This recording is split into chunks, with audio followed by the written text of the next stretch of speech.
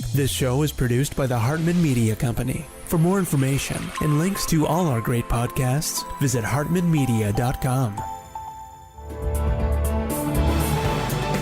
Speakers, publishers, consultants, coaches, and info marketers unite. The Speaking of Wealth Show is your roadmap to success and significance. Learn the latest tools, technologies, and tactics to get more bookings, sell more products, and attract more clients. If you're looking to increase your direct response sales, create a big-time personal brand, and become the go-to guru, the Speaking of Wealth Show is for you. Here's your host, Jason Hartman. It's my pleasure to welcome James Whittaker. He's the best-selling author of the new book and film, Think and Grow Rich. No, not the original Think and Grow Rich. This is Think and Grow Rich, The Legacy. And it's great to see someone bringing all of this fantastic Napoleon Hill content back to life. James, welcome. How are you? Good, thanks, Jason. How are you? Good. It's good to have you. And so you're coming to us from my former hometown, Los Angeles, California today, right? Very sunny Los Angeles, California, but from Australia originally. Well, we love the accent. You think we have an accent, right? But, that's right, yeah. Well, first of all, why don't you reacquaint our listeners with Think and Grow Rich? I mean, what's the big deal about this book? Everybody talks about it. Most people, maybe read it in their younger years. Maybe some people have read it recently. What's the big deal? It really is the godfather of all self-help literature for the last, it came out 80 years ago in 1937, and it was written from interviews with more than 500 of the most successful, most accomplished people of all time. People like Andrew Carnegie and Thomas Edison and Henry Ford. And the reason it's still so popular today is because it's created more millionaires than any other resource in history. It gets incredible results for the people who read it and take action. And that's a very, very important distinction, because a lot of people read it and don't take action. But the ones who really use it as a blueprint, like all the people who we mention in this book and in the film, they have used that as very much a blueprint to apply consistent action. That is what led them to extraordinary achievement over time. Mm-hmm. And so is there a reason, a secret sauce to Think and Grow Rich? Of course, I've read Think and Grow Rich, but I want to ask for my own refreshment and everybody's benefit.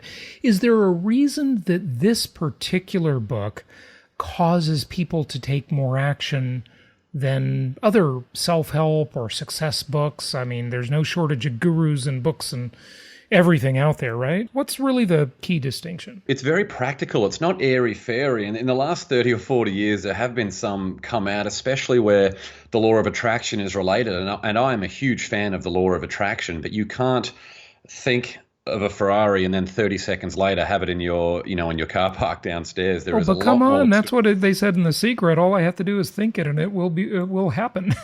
That's right. So I'm really trying to bring out a lot of stuff back that it actually requires an enormous amount of hard work, but also a burning desire to achieve it. But all the people in this project have proven it is the consistent application of a proven set of success principles.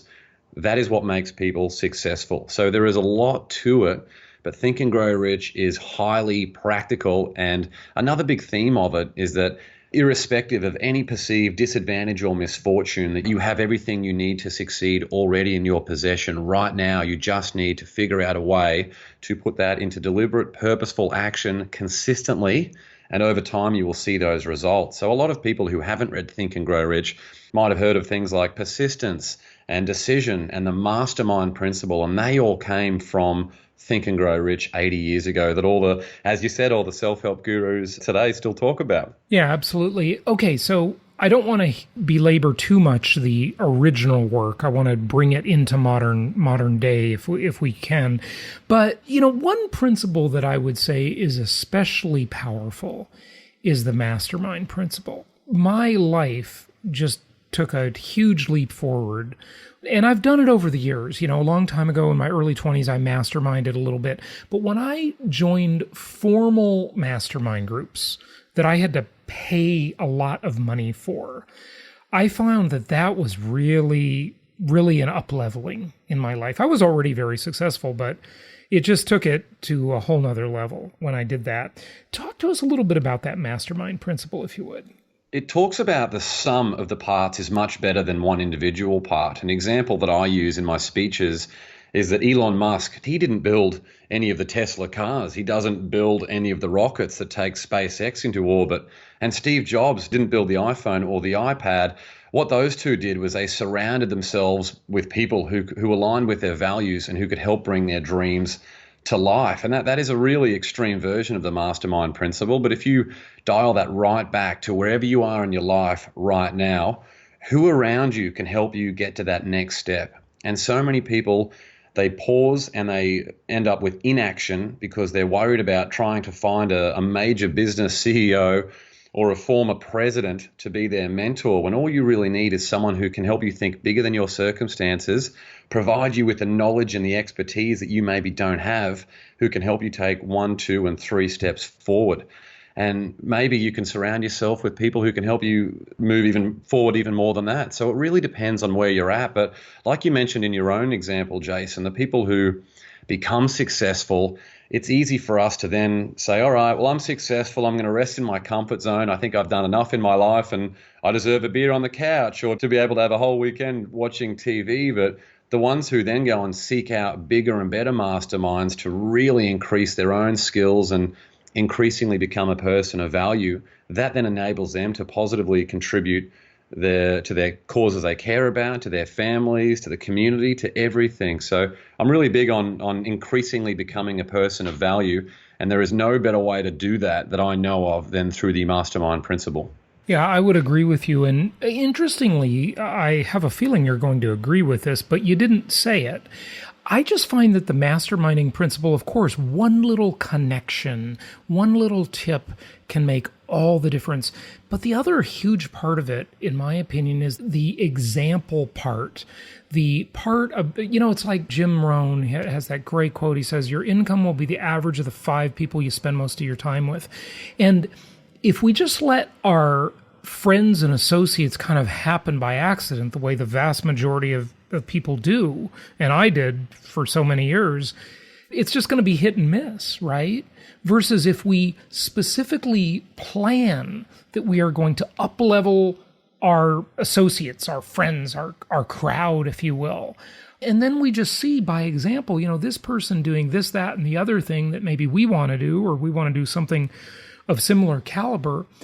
They're just a regular old person, just like me. And that example, I don't know, it brings it into reality in the subconscious.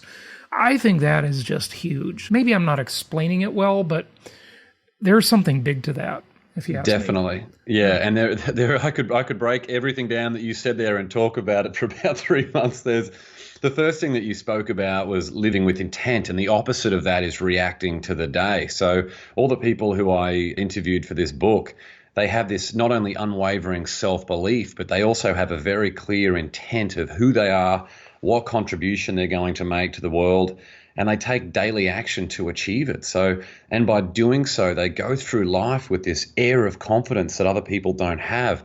And in doing so, they attract the people who can help them get to that next level because they are so clear on their purpose, and they naturally attract their tribe.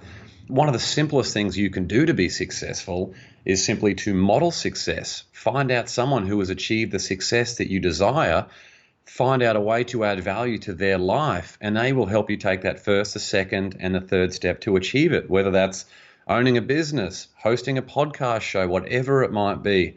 Modeling success is one of the easiest ways to do it. And of course, rounding out your days by living with intent and with purpose and passion, getting very, very clear on what you want. It's so important. Yeah, it really is.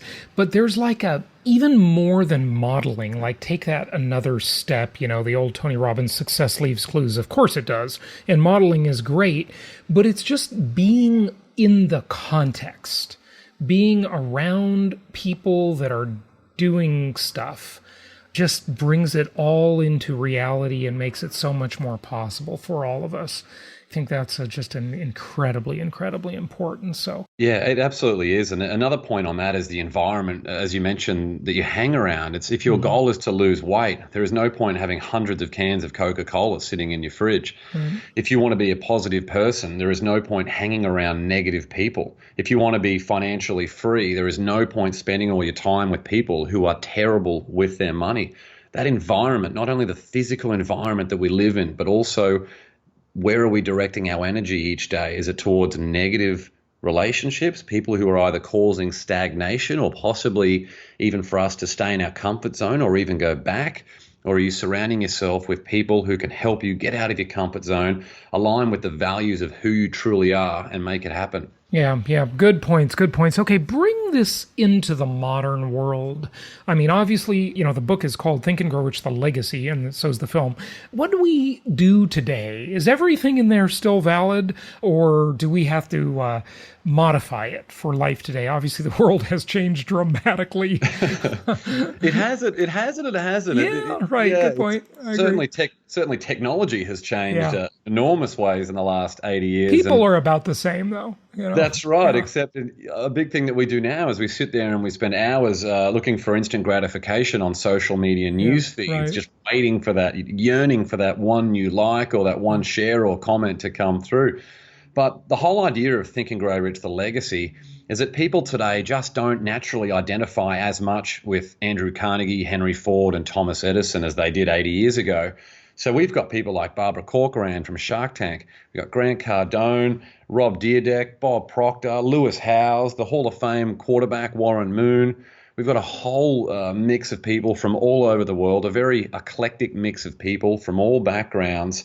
And there really is something for everyone in this book. They can learn from these stories. But what I've tried to do with the book is introduce the original achievement philosophy. That's what Napoleon Hill wrote as 13 success principles. He coined it the achievement philosophy. So those principles have remained exactly the same, except I have written an overview of each of those principles to start each chapter, which brings them into a modern context. It references people like Elon Musk, Oprah Winfrey, Sarah Blakely, who's the youngest self-made billionaire, the Navy SEALs. It references all those different people and groups to introduce it into a modern context, but then goes into detail via a collection of stories over people who were able to draw a line in their sand in their life and say, here is what I want to do, and this is how I'm going to get it.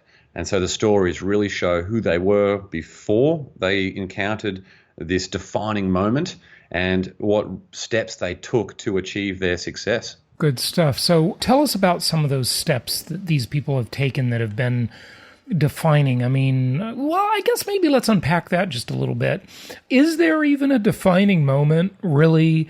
I find that life is just a big progression. A lot of people that are sort of into these get-rich-quick schemes that never work, they sort of buy that defining moment. I'm not picking on you for saying that. I'm just, it's a good expression. But, success is just this progressive thing, right? It's like we got to get up and every day, do the thing that most people won't do. We got to slog it out and make the effort and show up.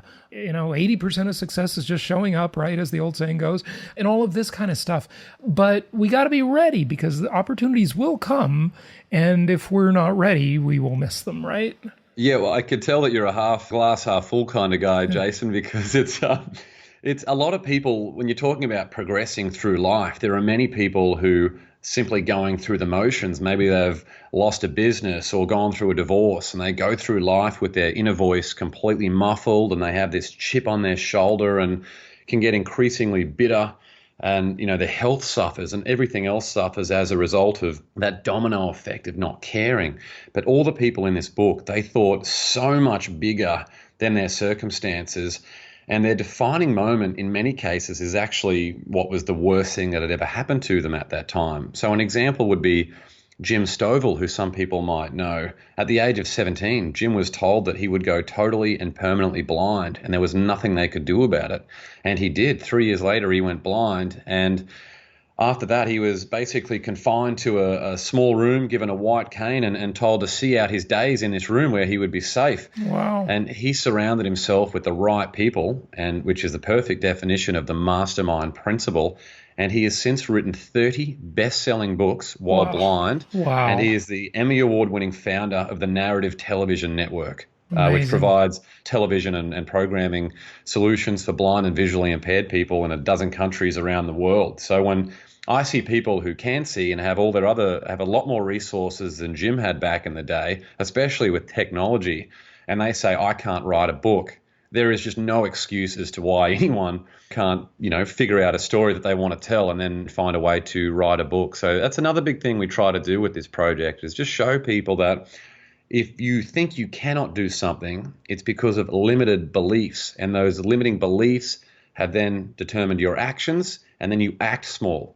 But if you start to reprogram your brain to thinking 10 times or 100 times bigger than your circumstances, and just reading this book or watching the movie is a great way to see what's possible, that is how you can step into that mode of being who you really are and going after what you truly want, and also being able to positively impact so many people along the way. Fantastic. Tell us a little bit about what did you call it, a docudrama? The film, if you will, that is the companion to the book. Is it really covering the same stuff, or I'm sure they're a little different, right?